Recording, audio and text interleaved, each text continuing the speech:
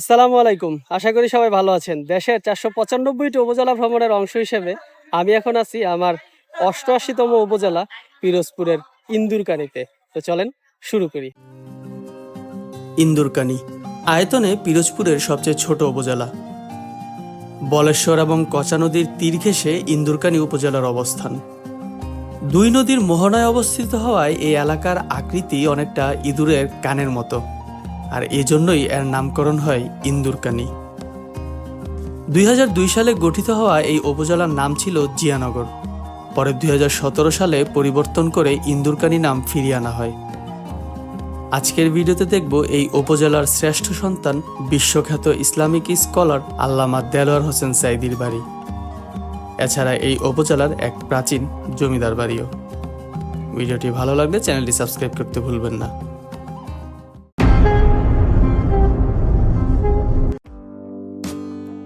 ঢাকা থেকে সরাসরি বাসে আসা যায় ইন্দুরকানী উপজেলায়। এছাড়া পিরোজপুর থেকে অটোতেও আসা যায় এখানে। ঢাকার গাবতলী বা সায়েদাবাদ থেকে দোলা পরিবহনের একটি বাস যায় ইন্দুরকানী উপজেলার সর্বশেষ প্রান্ত মুন্সিরহাট বাজার পর্যন্ত। তবে আমি পিরোজপুর সদর থেকে এবার বাইকে ঘুরতে এসেছি ইন্দুরকানীতে। পিরোজপুর বাসস্ট্যান্ড থেকে ৮ কিলোমিটার দূরে ইন্দুরকানী উপজেলা শুরু পাড়েরহাট ইউনিয়ন দিয়ে। পিরোজপুর থেকে অটোতে এখানে আসতে ভাড়া পড়বে ৩০ টাকা। চলে আসলাম ইন্দুরকানী উপজেলায় আমার আজকের প্রথম গন্তব্য পাড়েরহাট জমিদার বাড়িতে। এটি হচ্ছে পাড়েরহাট বাজারে অবস্থিত একটি জমিদার বাড়ি। কিন্তু এ কি, জমিদার বাড়ি কোথায়? দূর থেকে দেখায় মনে হচ্ছিল কতগুলো পিলার দাঁড় করানো। প্রথম দেখায় এটি যে জমিদার বাড়ি সেটি বোঝা না গেলেও একসময় এই বাড়ি থেকেই এখানকার বিচার সালিশ আর খাজনা আদায়ের কার্যক্রম পরিচালিত হতো। স্থানীয়দের কাছে এটি লালাবাবুর বাড়ি নামে পরিচিত। ১৫০ বছরের পুরনো এই বাড়িটি নির্মাণ করেছিলেন তৎকালীন এই অঞ্চলের জমিদার সূর্যপ্রসন্ন বাজপেয়ী। তিনি ছিলেন ভারতের তৎকালীন প্রধানমন্ত্রী অটল বিহারী বাজপেয়ীর আত্মীয়, আর তার বাবা ছিলেন জমিদার কালীপ্রসন্ন পারে, যার নামে এলাকার নাম হয় পাড়েরহাট। তারই পালক পুত্র ছিলেন সূর্যপ্রসন্ন বাজপেয়ী। তিনি এখানে গড়ে তোলেন এই কাচারি বাড়ি, নিজের সভা ও শয়নকক্ষ বিশিষ্ট জমিদার বাড়ি। তবে বর্তমানে এর স্তম্ভগুলো ছাড়া আর কিছুই অবশিষ্ট নেই। ভারতভাগের পর জমিদার চলে যান কলকাতায়। এরপর সংস্কারের অভাবে হারিয়ে যায় সুন্দর এই জমিদার বাড়িটি।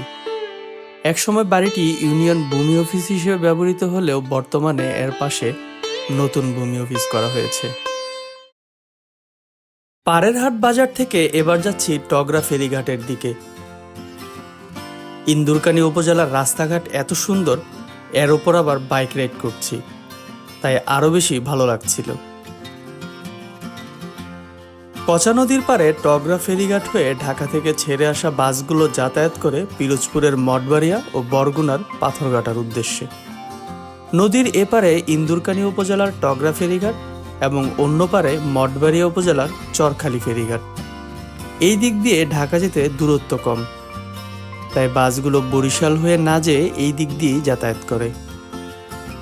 ফেরিঘাট থেকে আবারও যাত্রা শুরু করলাম উপজেলার দিকে। পথে যেতেই আরেকটা ব্রিজ পড়ল, এটার নাম জিয়ানগর ব্রিজ।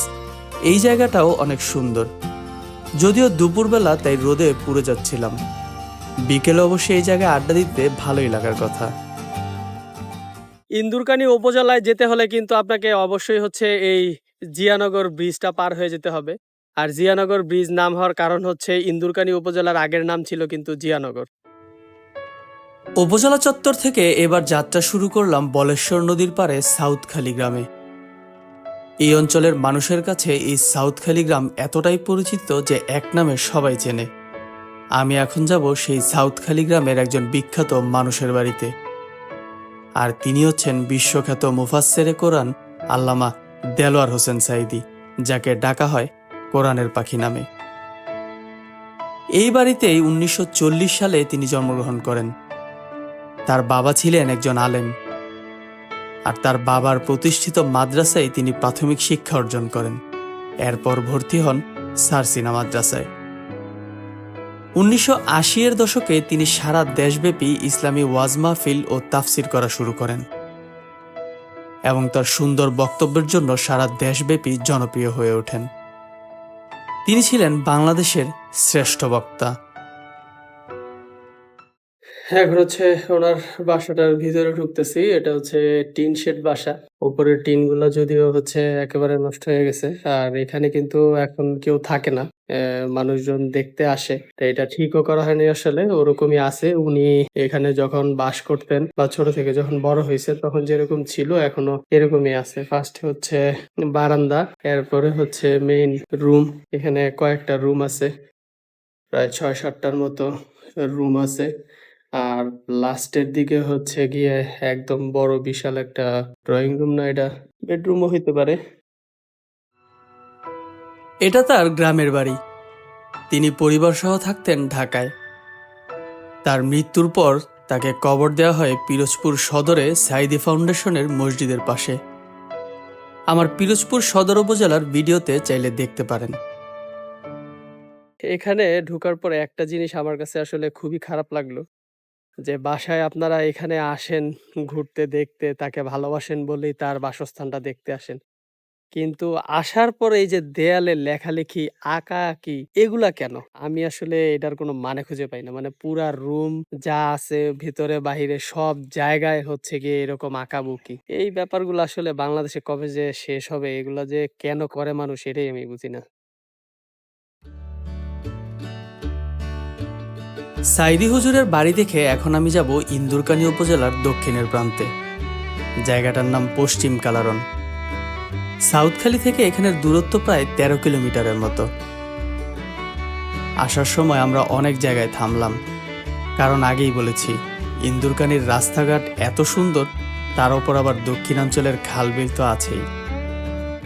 আবার এসেছি বাইক নিয়ে, তাই যেখানে ইচ্ছা থামতে পারছি। একজন দেখলাম তাল গাছ থেকে রস নামাচ্ছে। আমরা কিছুক্ষণ অপেক্ষা করে সেই রসও খেয়ে দেখলাম, কিন্তু অধি আবেগে ভিডিও করতেই ভুলে গেছি।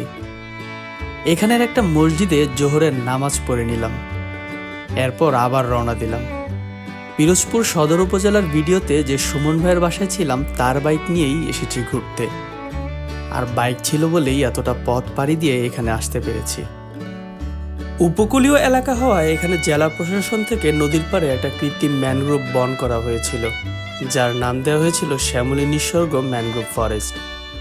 জায়গাটা ছিল খুব সুন্দর, কিন্তু আসলে এখন এসে হচ্ছে পুরাই ধরা খেয়ে গেলাম।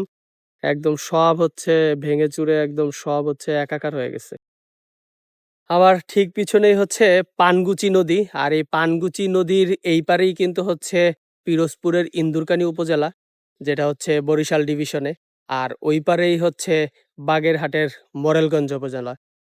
সো এই জায়গাটা হচ্ছে খুলনা এবং বরিশাল বিভাগের একদম বর্ডার।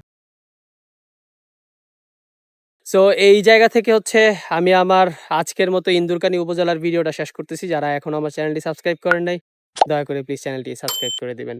সবাই ভালো থাকবেন। আসসালামু আলাইকুম।